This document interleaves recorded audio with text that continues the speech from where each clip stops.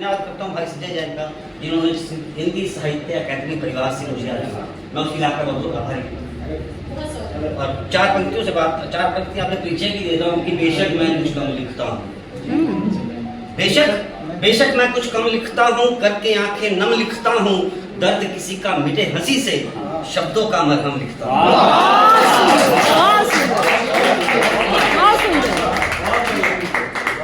आज की देखिएगा साहब, उम्मीद की पंक्तियां देखिएगा कि कभी कहती मुझे आशिक, कभी दीवाना या पगला, कभी कहती मुझे आशिक, कभी दीवाना या पगला, बला की खूबसूरत है बड़ी मासूम सी अबला, न जाने कब मेहरबान होके मुझको फोन कर ले वो, इसी आस पे अब तक मैंने नंबर नहीं बदला।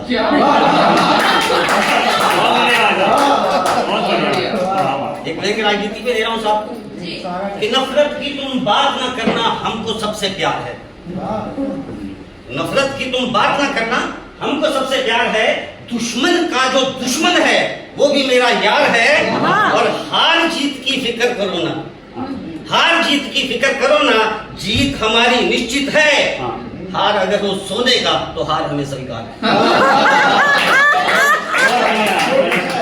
बहुत बढ़िया, बहुत बढ़िया, बहुत बढ़िया। एक छंद और सुनिएगा साहब कि कितने रावण आ गए पहन संत का वेश,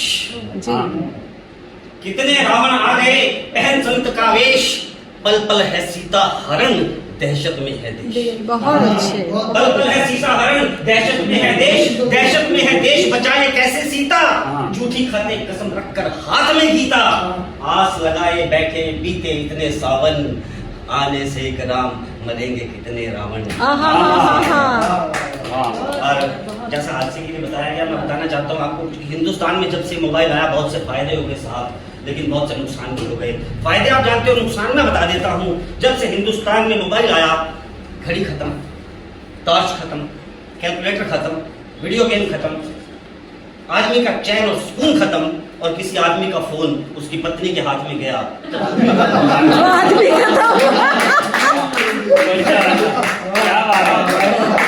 वो आईफोन जैसी, मेरी पीड़ा देखिए साहब कि वो आईफोन जैसी चहक रही, मैं नोकिया जैसा पड़ा रहा। वो आईफोन जैसी चहक रही, मैं नोकिया जैसा पड़ा रहा, बैटरी बैकअप उसका कम, मेरी बैटरी का पारा चढ़ा रहा, बनके ब्लूटूथ उससे जुड़ने, जब मैं उसके घर पहुंचा वो व्हाट्सएप से निकल गई, मैं फेसबुक सा पड़ा रहा। बहुत बढ़िया। और उसके बाद आए एंड्रॉइड फोन सब, हालत ऐसी कि एक बटन गलत दब जाए अर्थ का अनर्थ। मेरे दोस्त था काशी युवा साहब, संजय जी बताता हूँ, मैं दोस्त के घर पे गया, मैंने क्या देखा कि पति पत्नी में हो रहा था झगड़ा, पति पत्नी में हो रहा था झगड़ा, कमनी बहुत ही तगड़ा, पत्नी चिल्लाए जा रही थी, पति सुन रहा था खड़ा खड़ा। मैंने कहा भाई साहब कुछ तो बोलिए, मुंह तो खोलिए। मैंने कहा भाई साहब कुछ तो बोलिए, मुंह तो खोलिए। बोले भैया बहुत बड़ी गलती मुझसे माई गॉड हो गई है, बहुत बड़ी गलती मुझसे माई गॉड हो गई है, पत्नी का फोटो फेसबुक पर लगाना था, OLX पे अपलोड हो गई है। पत्नी का फोटो फेसबुक पर लगाना था, OLX पे अपलोड हो गई है। बात यहाँ तक भी रहती तो समझ जाती, शायद मेरे समझाने पर पत्नी समझ जाती। मुझे नहीं मालूम था कि मोबाइल मुझे फिर से दगा देगा। बात तो तब बढ़ी जब उसके फोटो पे किसी ने लिख दिया, सन 1960 के कबाड़ को कौन लेगा।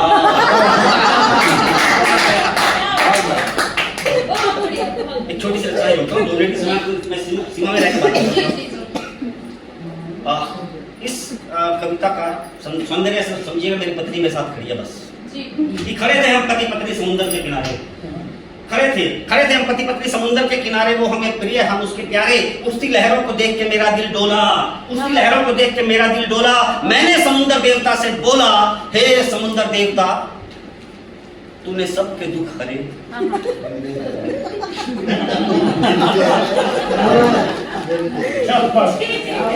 हे समुद्र देवता तूने सबके दुख हरे, बड़े बड़े विसर्जन स्वीकार करे, मेरे भी कष्ट हर, विसर्जन स्वीकार कर।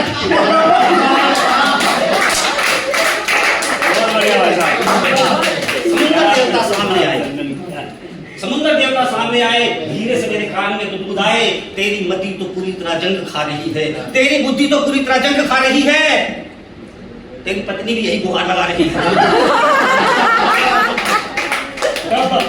तेरी पत्नी तो पूरी तरह जंग खा रही है, तेरी पत्नी भी यही गुहार लगा रही है, तुम ही तो कहते हो लेडीज फर्स्ट।